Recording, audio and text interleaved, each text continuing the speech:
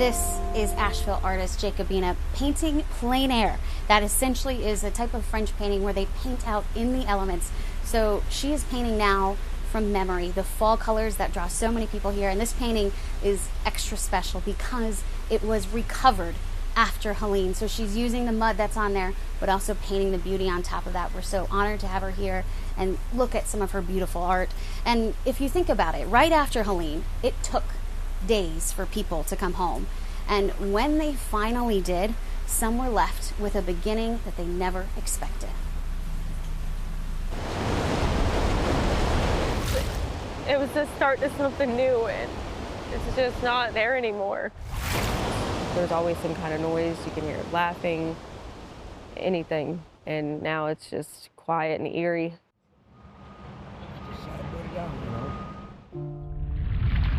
Starting over again was never part of the plan. Just figure it all out again, but yeah.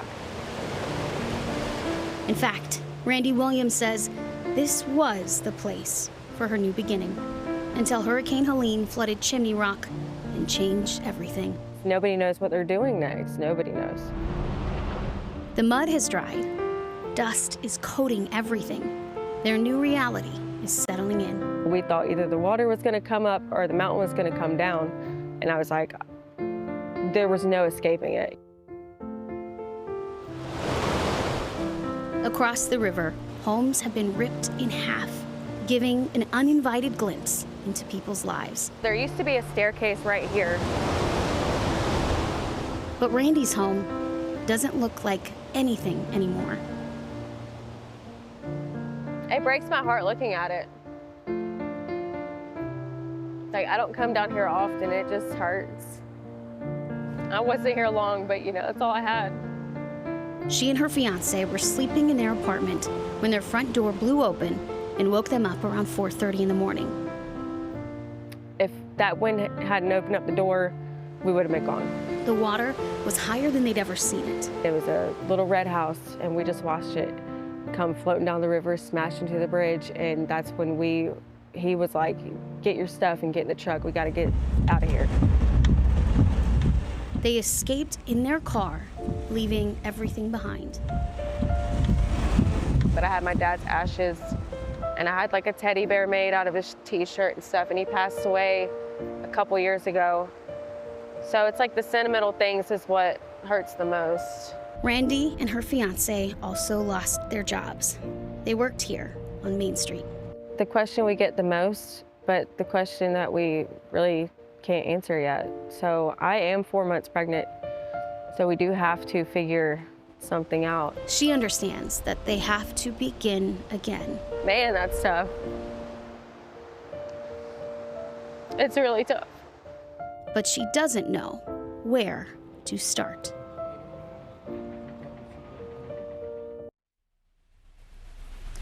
You know, just looking at Chimney Rock, that was, you know, the weeks after Helene hit, and you see it now, and you can really see the recovery here and the rebuilding. Obviously, there's still quite a bit to go, and I can say that Randy did have her baby, but what she had to do is move to the Outer Banks to be closer to her family because she lost her job and her home. This is her little girl, Charlie Jo Lewis King. She says they're doing well, but hope to go back to Chimney Rock at some point if she can get work there. But every time it storms, she still gets taken back to that day. If you were here during the event and you saw the faces of the adults, but then you looked at the faces of the children, kids here have seen things they shouldn't have seen. Rain especially, or like thunderstorms, I start noticing myself getting really anxious. Mostly sadness and depression. Grateful, angry, upset, a little bit of everything, anxiety. It's made you give up. Yeah. So I am joined now with Adam Lewis with All Souls Counseling. Adam, we just kind of heard from some people who are still truly struggling because this is not an event you can quickly recover from. No, not at all. It's when your worldview gets shattered, I think I might say, it can be really, really incredibly difficult to know what does it look like now? How do I navigate this now? We're not built to have storms like this in the mountains. We're not supposed to.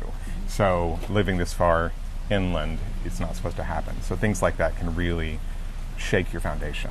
You know, and you think too, this happened to 25 counties, half of the state.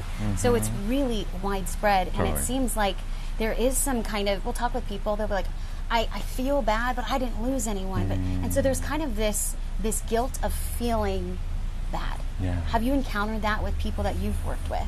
Yeah, it sounds a little bit like kind of survivor's guilt, right? Like if your experience wasn't as bad as some people. I mean, we have a wide spectrum of devastation in this community, and so feeling that, oh, well, mine wasn't as bad, so I shouldn't be ... These kinds of traumatic experiences are really subjective. So just because your house wasn't washed away, or just because there wasn't something extreme, that doesn't mean that it wasn't stressful for you, because we had a lot of experiences right after the storm. We didn't have water, we didn't have power.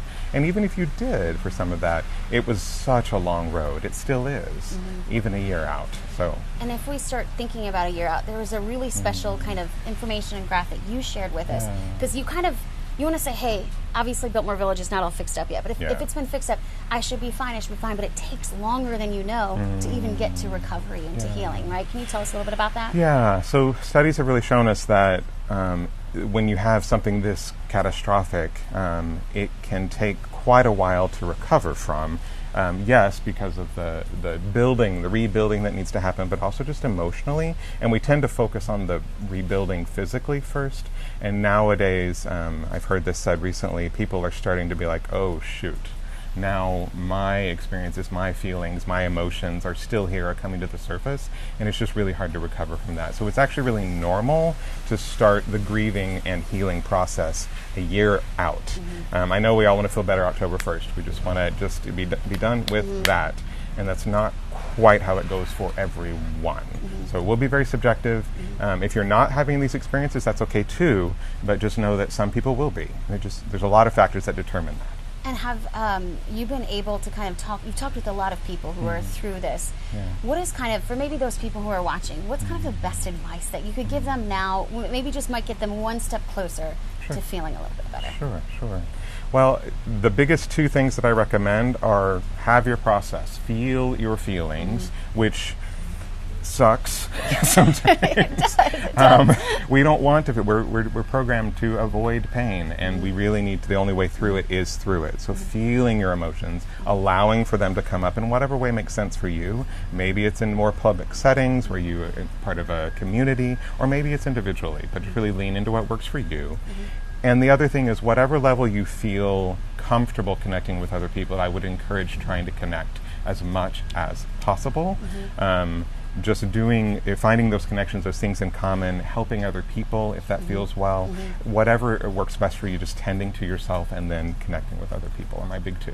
I think that's wonderful. And we do have a QR code that kind of links to all types of resources, nonprofits. So if you're seeing this and you want to help, you can even just scan this on your screen. This is very important too, because we can all help each other. It's all about being together. Absolutely. Okay, so actually we're going to put that, we're going to put the QR code up a little bit later, but this is also the graphic that we were talking about, where it does take that year. So it's 12 months. So even though we're saying, hey, 12, it's done, again, there's still more steps to do. For sure. And people outside may not get it, outside the community, especially if they haven't been through it. If you haven't seen it firsthand, it's hard to really wrap your mind around. So just, if people are still struggling, see if it can be okay to let them. Yeah, and you can kind of really see how this is the whole process, the reactions and everything too. And just, there's still a journey ahead. And seek support and talk about it is really what it sounds like. Awesome. The best way to process is to verbalize it or write it down, do some journaling maybe, or just talk it out. Even if you're by yourself, it's okay to talk by yourself. Do that to allow that process, those emotions to come forward. And there might be some tears, but that's an important part of the healing process. Helps you release. Yes. Absolutely. Thank you so much, Adam, for being here. Queen City News Plus. Just search Queen City News on your smart TV's app store.